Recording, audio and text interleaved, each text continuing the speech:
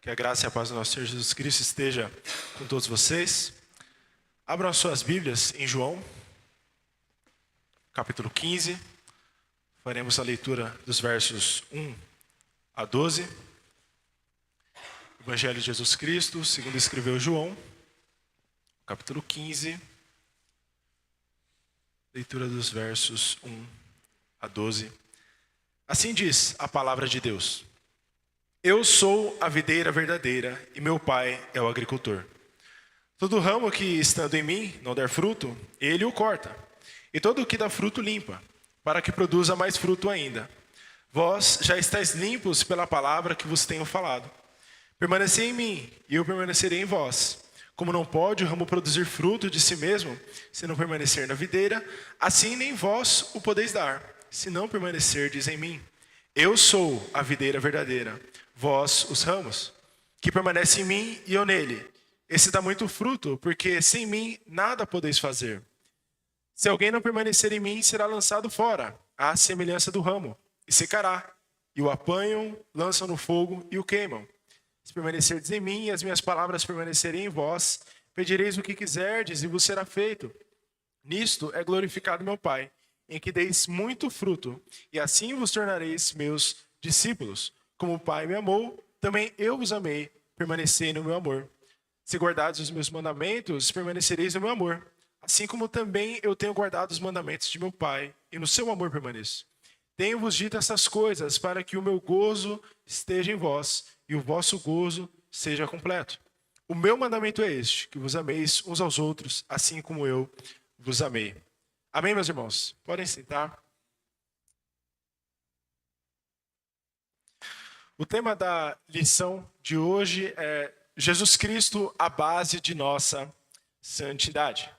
E eu inicio essa exposição com uma pergunta que faz total sentido com o texto, que é: quais são os seus referenciais? Em quem você se inspira? Talvez quando éramos crianças, tínhamos como algo a se inspirar os heróis ou as heroínas, pessoas próximas da família, talvez o pai, a mãe, o irmão, enfim. São várias as pessoas a quem nós nos inspiramos no decorrer da vida. E esse trecho aqui de João, capítulo 15, nos mostra um grande referencial no que diz respeito à santidade, que é Jesus Cristo, o Filho de Deus. E por que Jesus começa essa lição, começa este ensino falando sobre videira? É porque não somente no Evangelho de João, mas em todos os textos do Novo Testamento em especial, Jesus fala e Deus fala por meio do seu povo, por meio de seus profetas, em uma linguagem que nós entendemos. Se nós olharmos as parábolas de Jesus, veremos cenários como pesca, atividade pastoril, pastoreio, rebanho, enfim, são várias as formas que Jesus transmite ideias e lições eternas por meio de exemplos terrestres. E isso não é diferente aqui nesse trecho. E nós estamos vindo, há cerca de 2 semanas, fomos expostos a uma série de exposições sobre ideais humanistas, sobre filosofias humanistas que tendem a demonstrar que o homem, na verdade, deve ser independente, que o homem deve ser autônomo. Isso é pregado não somente por aí, nas escolas, nas universidades, mas em todos os cantos, em todos os lugares onde Cristo não é o centro. Há uma grande expressão que diz que o homem deve ser emancipado. Mas emancipado do quê? Emancipado do Estado. Deve estar livre dos impostos, livre da autoridade que o Estado lhe impõe, da autoridade que o Estado detém sobre si. Livre das instituições civis e livre, é claro, da própria religião. A Revolução Francesa e as demais revoluções, a partir de então, demonstram claramente isso. Que a religião, segundo essa perspectiva, aprisiona o homem. E ele deve, então, ser emancipado de tudo aquilo que o enclausura. Mas nós vemos que isso, na verdade, é um grande engano. Porque a grande prisão que o homem está, que a humanidade não redimida está, é o pecado. Não há Estado, não há instituição civil, não há religião que o enclausure de tal modo como o pecado faz. O pecado cega o homem, faz com que ele ande em escuridão e faz com que ele seja totalmente apartado do ser de Deus e de sua bondade. E esse discurso de autonomia, de emancipação do homem, cai por terra em todos os termos da palavra de Deus.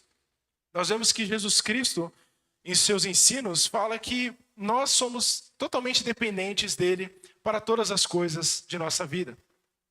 Então, tendo sido salvos pelo Senhor, nós entendemos essa grande verdade. No entanto, há fragmentos dessa autonomia, fragmentos dessa emancipação no coração de algumas pessoas que não entenderam, e este é o ponto da mensagem, que a santidade também não é algo que nós devemos, pelas nossas próprias forças, alcançar. Porque nós, de fato, não alcançaremos. Mas em Jesus Cristo, nós alcançamos a verdadeira santidade. Então, quem nunca, de fato, tentou por vias próprias ser santo? Talvez por 2, 3 dias, aparentemente, os esforços valeram a pena. Talvez aquele pecado que você costumava pecar foi deixado de lado.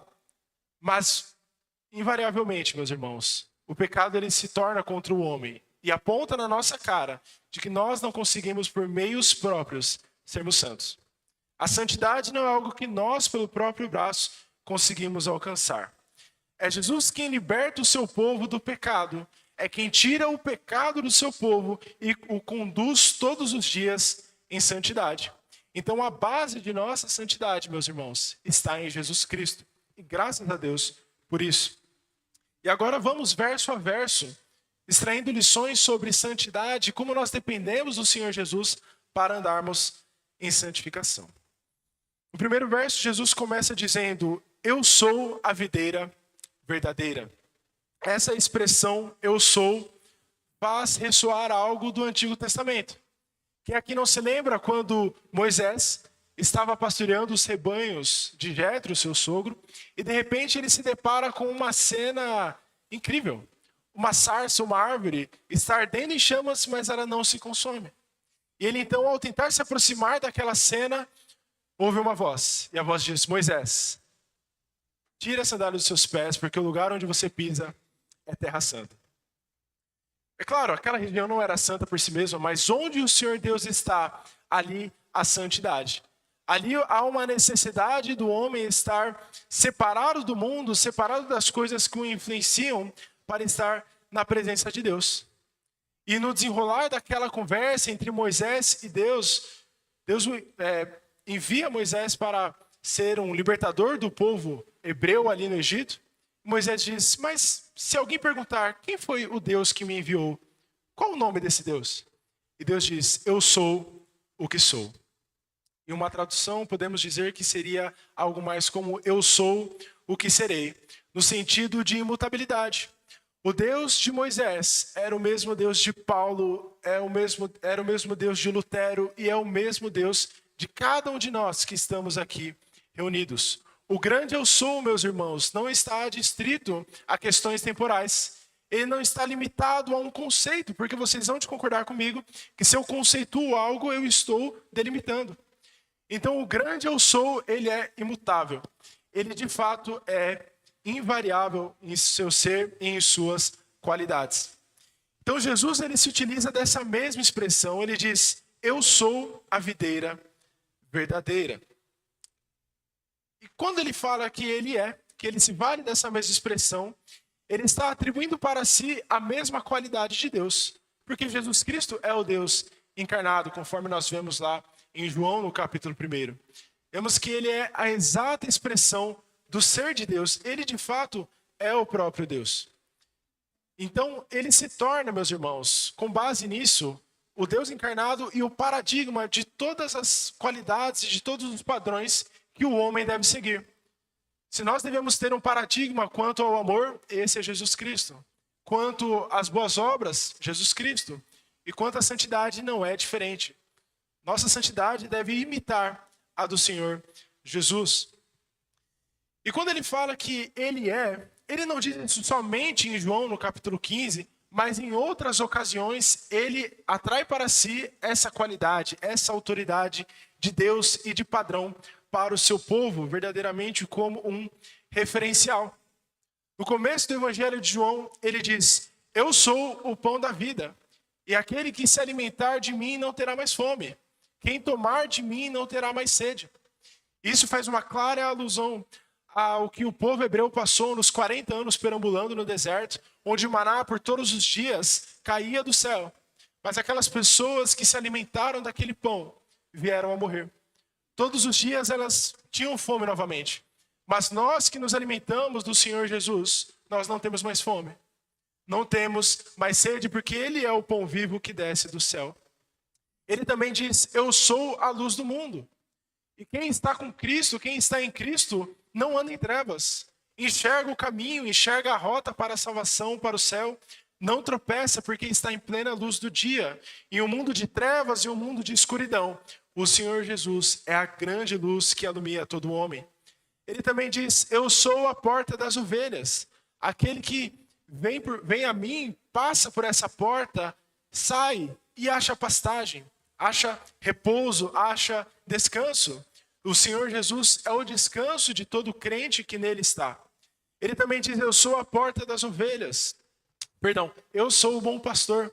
E o bom pastor dá vida pelas suas ovelhas. Ele não é como um mercenário, que quando vê um lobo, um urso, um leão se aproximando, sai correndo, porque é melhor guardar a sua vida do que dar a sua vida em favor das ovelhas. Mas ele mesmo, meus irmãos, desceu do céu, revestiu-se de carnalidade, de corpo humano, e se entregou por cada um de nós. Ele é o bom pastor.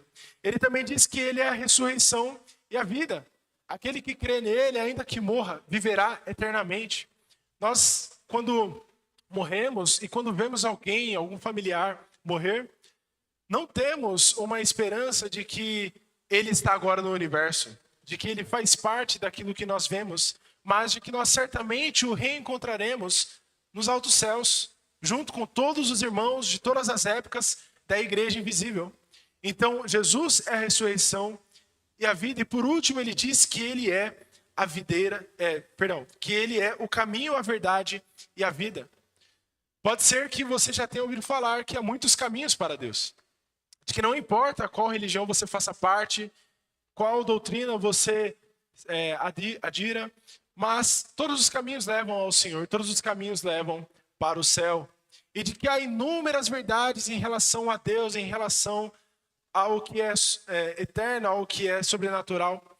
Mas Jesus, ele delimita em dois caminhos. Ele é o caminho da vida, ele é o caminho da verdade. E há um outro caminho, o caminho da morte, o caminho da mentira, o caminho da destruição eterna. Então Jesus, ele é esse vivo caminho. E por fim ele fala que é a videira verdadeira. Por que Jesus se utiliza dessa expressão? Por que ele fala que ele é a videira? Ele poderia falar que ele era alguma outra árvore. Mas ele faz ele adota a videira porque os judeus, o povo de Deus no Antigo Testamento, era tido como uma videira. Era um símbolo de fruição, de ser frutífero, né? De realmente produzir para a glória de Deus. No entanto, nós vemos em vários textos, no Antigo Testamento em especial, em que o povo de Deus não era uma videira frutífera. Era uma videira com aparência de vida, mas estava morta. Em Isaías 5,7 nós vemos o seguinte: porque a vinha do Senhor dos Exércitos é a casa de Israel, e os homens de Judá são a planta preferida do Senhor. Este esperava retidão, mas eis aí opressão. Esperava justiça, mas aí há clamor por causa da injustiça. Então o povo de Deus era conhecido como a videira, e enquanto videira era esperado frutos, mas não aconteceu. Como nós acabamos de ler, havia injustiça, havia ausência de retidão, e Jesus se declara como a videira verdadeira porque nele há justiça e nele há retidão. A salvação não está em um povo étnico, não está em ser israelita, não está em cumprir um conjunto de ritos, mas a salvação é uma pessoa, a salvação é Jesus Cristo. Ele é de fato a videira verdadeira. E o que fez, meus irmãos, Israel tornar-se a videira falsa ou uma videira infrutífera? Andava em idolatria, em imoralidade e desobediência. E nós vemos esses 3 pontos claramente no livro de Juízes, por exemplo. Em diversos episódios, isso aparecia, isso mostra, meus irmãos, que eles não andavam em santidade. E esse é o grande defeito de Israel, a ausência de santidade. Então, quem não anda em santidade é infrutífero. Isso serve para o povo de Deus no Antigo Testamento e serve para cada um de nós. Meus irmãos, a santidade é algo extremamente importante. Não é algo opcional, não é algo que nós podemos escolher por conveniência, mas é uma necessidade diária do povo de Deus. Quem não anda em santidade é infrutífero. E nós veremos daqui a pouco quais são as consequências da infrutividade. Então Deus, como nós vemos aqui, na parte B do verso 1, que meu pai é agricultor, se referindo ao Senhor, exerce uma função extremamente importante, que é de cuidar da videira. De ver quais galhos estão dando frutos e quais galhos não estão frutificando, qual ramo está saudável e qual não está. E ele faz isso, meus irmãos, justamente para que haja uma separação entre os que são, de fato, da igreja do Senhor e os que não são. Aqueles que têm a aparência de ovelha, mas na verdade são bodes. Aqueles que têm uma aparência de trigo, mas na verdade são joio. Há uma separação entre os ramos que dão frutos e os ramos que não dão frutos. O ramo pode até estar bonito, pode até ter uma certa folhagem, mas se não depende da videira para dar fruto e se não frutifica, meus irmãos, ele deve ser lançado fora.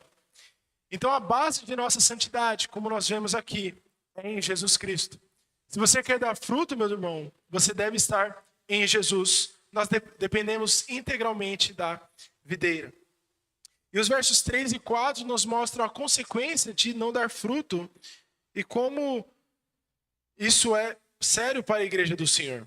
Verso 3 diz: vós já estáis limpos pela palavra que vos tenho falado.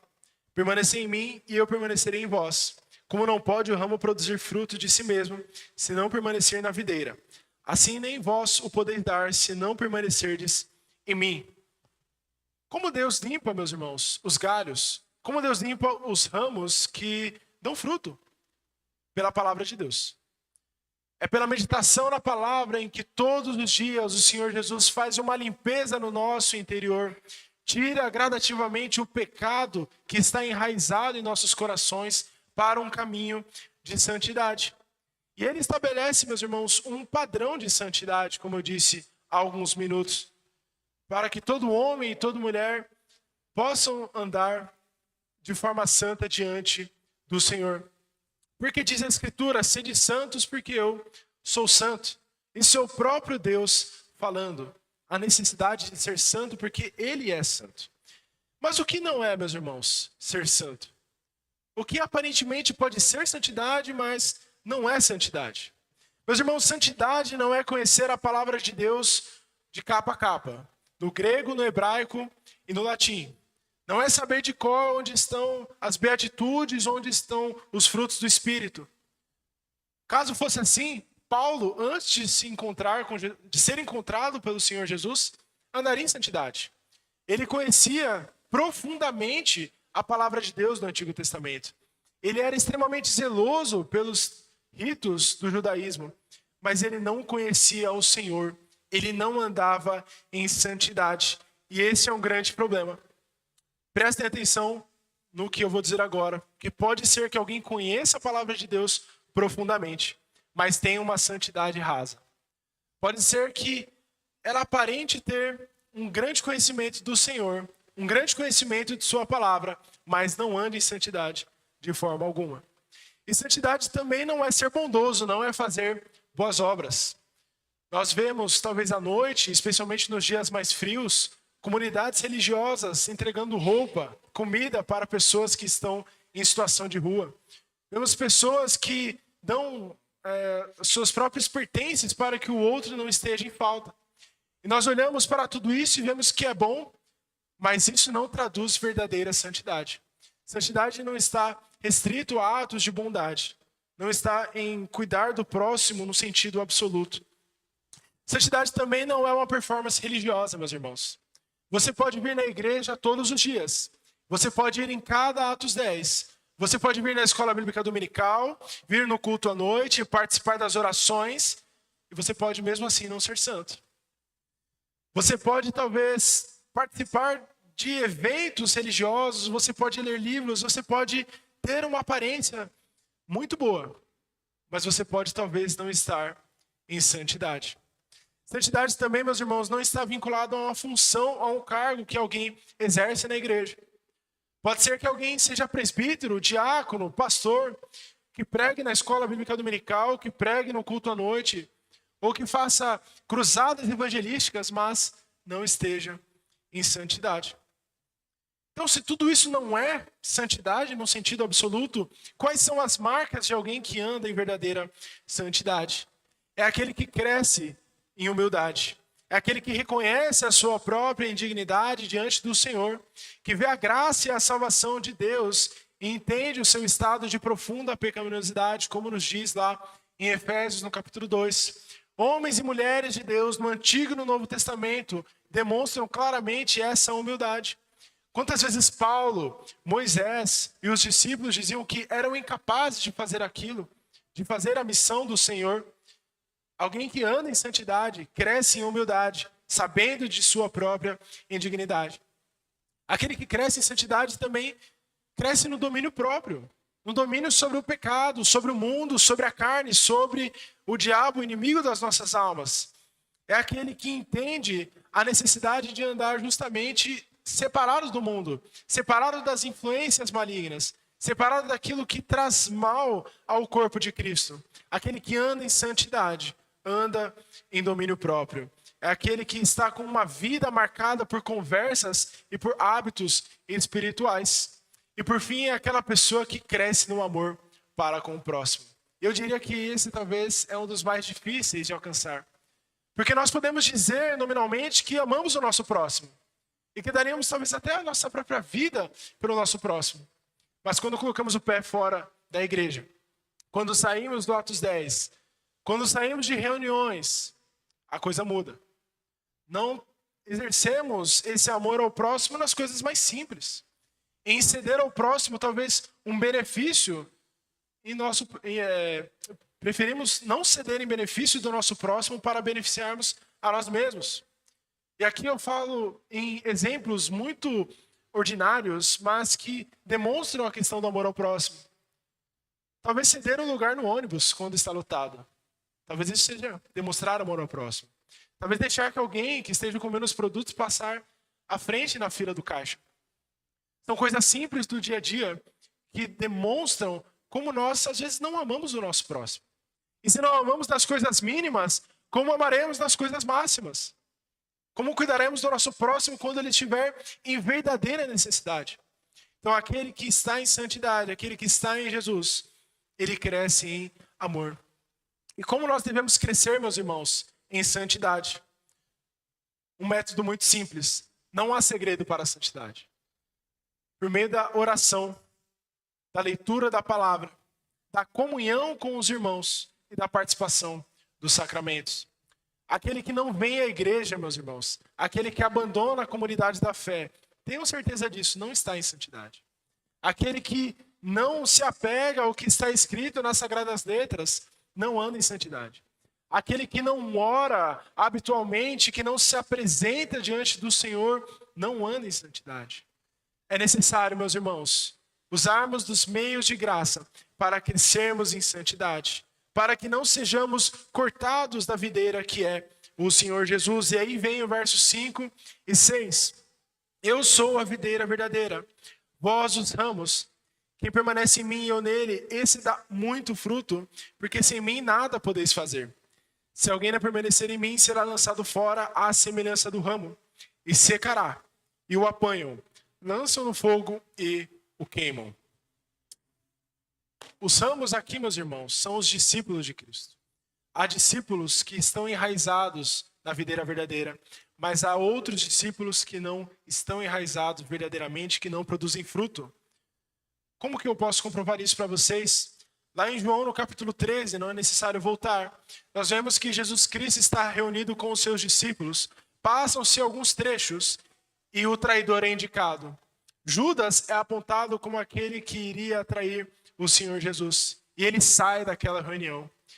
E Jesus começa a ensinar novamente seus discípulos até João 15. E é demonstrado aqui que aquele ramo que é lançado fora, que é cortado, é semelhante a Judas.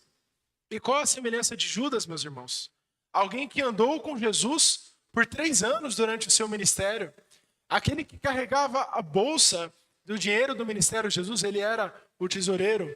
Alguém que viu milagres, que viu ensinos e que experimentou tantas coisas do próprio Senhor Deus, o Deus encarnado em sua frente, dia a dia, noite após noite. Ele era um ramo infrutífero. Ele era um ramo que só estava ocupando lugar na videira. Ele podia ter aparência de justiça, ele podia ter aparência de santidade, mas ele não andava em santidade. Ele era como alguém que constrói uma mansão, mas a edifica sobre a areia e não sobre a rocha. Ele era alguém que aparentava ser uma ovelha, mas na verdade era um lobo, era um bode. Tinha cara de trigo, mas era joio. Isso não aconteceu só com Judas, meus irmãos. Mas na igreja visível, eu não falo especificamente daqui, mas de todo mundo. Há pessoas como Judas, que participam da vida da igreja ativamente, mas não produzem frutos. E quem não produz fruto, meu irmão, minha irmã, é jogado fora, é cortado, é lançado no fogo, é condenado. Não há um tratamento para quem não produz fruto. Não é opcional produzir fruto. A santidade, meus irmãos, mais uma vez, não é opcional. É necessário que nós produzamos frutos. E eu concluo, eu falei bastante, corri bastante, com a leitura rápida e com breves observações sobre os versículos de 9 a 12. No verso 9 diz: como o Pai me amou, também eu vos amei, permanecei no meu amor. Meus irmãos, quem está em Cristo, está no amor de Cristo, permanece no amor do Senhor. E o verso 10 diz: se guardares os meus mandamentos, permanecereis no meu amor, assim como também eu tenho guardado os mandamentos de meu Pai, e no seu amor permaneço. Então quem está no amor de Deus, quem está na videira verdadeira que é Jesus, quem está em santidade, ama ao próximo e guarda os mandamentos do Senhor. Como eu disse há alguns minutos, a palavra de Deus nos diz: sede santos porque eu sou santo. Este é um mandamento do Senhor. Santidade, meus irmãos, eu friso, não é opcional, não é por conveniência. Santidade não é só aos domingos. Santidade não é só quando estamos no Atos 10. Santidade é no trabalho, quando as coisas esquentam. Santidade é na academia, é na faculdade, é no seio familiar, em festas nas quais nós participamos. A santidade, ela não deve ser algo como um guarda-chuva que nós devemos usar só quando está chovendo. A santidade deve ser algo íntimo a nós, deve ser algo que nós guardamos e que nós mostramos para todos que nós andamos em santidade, que nós andamos separadamente do mundo. Então, aquele que anda em santidade, que está no amor de Deus, que está na videira verdadeira, é aquele que guarda os mandamentos do Senhor. Tenho-vos dito essas coisas, verso 11, para que o meu gozo esteja em vós, e o vosso gozo seja completo. Então, a santidade também traz alegria para as pessoas. E eu finalizo no verso 12. O meu mandamento é este, que vos ameis uns aos outros, assim como eu vos amei. Então, quem anda em verdadeira santidade, meus irmãos, é aquele que permanece no amor de Cristo, que obedece os seus mandamentos e que ama a Deus acima de todas as coisas e que ama o próximo como ama a si mesmo. A santidade bíblica não é uma aparência externa, mas uma vida de comunhão com Deus e de amor prático para com os outros, fruto dessa união com Cristo, a videira verdadeira. Meus irmãos, a santidade, mais uma vez, ela não é opcional. E só produz fruto, e entendo aqui fruto como santidade, aquele que está em Cristo.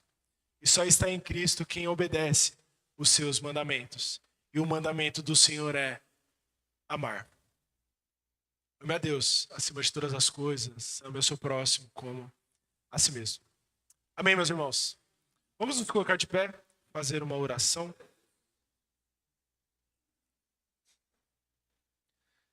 Senhor Deus, Pai das misericórdias, somos gratos ao Senhor por mais um domingo, mais uma oportunidade reunidos aqui como corpo de Cristo, igreja do Senhor, onde ouvimos a sua palavra, onde ouvimos de que é necessário estarmos em Ti para sermos santos, é necessário obedecer os Seus mandamentos para amarmos uns aos outros. Que a santidade não é opcional, que não é por conveniência, mas é uma necessidade diária do Teu povo. E eu sou o primeiro, Pai, a demonstrar que é necessário ser santo. O primeiro a entender, Deus, de que eu não tenho andado em santidade como deveria. Mas nós pedimos ao Senhor, Deus, nos limpe por meio da Sua palavra, para que continuemos a produzir frutos, para que sejamos de fato crentes e verdadeiros discípulos em Ti. Faz com que essa palavra, Deus, esteja no coração do Teu povo e nos ensina sempre. Em nome de Jesus. Amém.